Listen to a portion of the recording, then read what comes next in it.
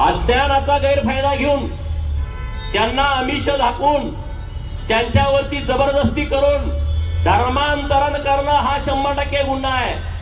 आणि तशा पद्धतीनं या मुलीच्या कुटुंबाची तुम्ही फसवणूक केली।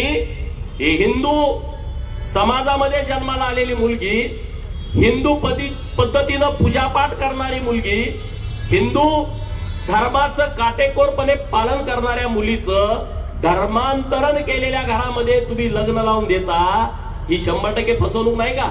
मग त्या पादऱ्याला काय जोड्यानं मारलं पाहिजे का त्याला पुजला पाहिजे? तुम्ही सांगा, काय केलं पाहिजे? हा, जोड्यानं काय नाही काय म्हणते, जोड्यानं नाही त्याला बुटानं मारला पाहिजे।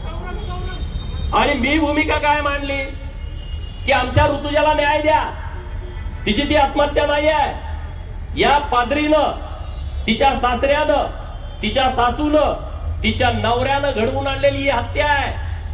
कारण तिच्या पोटामध्ये जो गर्भ होता 7 महिन्याचा, आपल्याकडे गर्भ संस्कार केले जाते ज्याला आपण डोहाळे जेवण म्हणतो। डोहाळे जेवण घालायचं म्हणून आईकडं लगबग सुरू होती।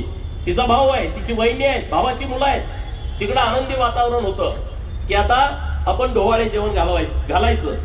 इकडं पादरी काय म्हणतोय की तिच्यावरती ख्रिश्चन पद्धतीनं धर्मसंस्कार झाले पाहिजेत, तिनं बायबलचं वाचन केलं पाहिजे, तिनं चर्च मध्ये आलं पाहिजे।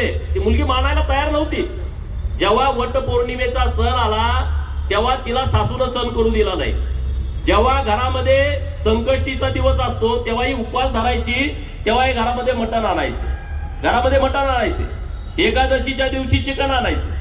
म्हणजे इथं आता मला मोर्चामध्ये कळलं की एका गटाची लोक त्या मोर्चात पुढं पुढं पुढं पळतायत। ते घर पण तसंच आहे, ते घर एका दिवशी दगडू सेट गणपतीच्या तिकडं मटण खाऊन जातात। जे एकाच मुळाच्या शाखा आहे।